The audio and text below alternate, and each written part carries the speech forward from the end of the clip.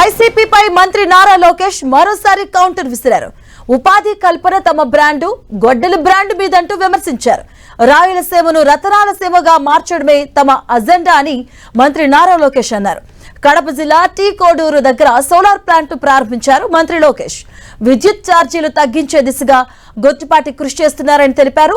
11 నెలల్లో ప్రాజెక్టు సాధించడం వెనుక రైతుల త్యాగం ఉందన్నారు. ఈ కార్యక్రమంలో మంత్రులు సవిత, గొట్టిపాటి రవికుమార్ పాల్గొన్నారు.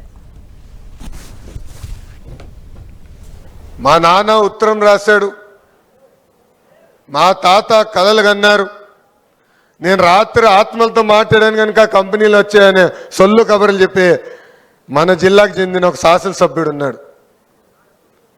ఆ వ్యక్తికి ఒకటే చెప్తున్నా, జాబ్ క్రియేషన్ మా బ్రాండ్ అయితే గొడ్డలి మీ బ్రాండ్ భయ్యా. విధ్వంసం అనేది ఒక్క నిమిషం పని. ఒక బిల్డింగ్ని కూలగొడతాం ఒక్క నిమిషం, ఒక్క జేసీబీ తీసుకొచ్చుకో చేయొచ్చు. కానీ ఈరోజు ఈ ప్రాజెక్ట్ చేయాలంటే మనం ఇక్కడ అందరం కూర్చున్నామే, మనందరూ చెమటోర్చి ఈ ప్రాజెక్ట్ చేసాం. ఎంత కష్టమో మనకి తెలుసు. అందుకే ప్రభుత్వ కొనసాగింపు అనేది చాలా చాలా అవసరం. ఒక పవిత్రమైన బాధ్యతతో మేము పనిచేస్తున్నాం. 20 లక్షల యువతి యువకులకి ఉద్యోగాలు కల్పించే లక్ష్యంతో ఈరోజు మేము పనిచేస్తున్నాం. దానికి సహకరించాలని ఇక్కడున్న ప్రజలందరికీ నేను పిలిపిస్తున్నా.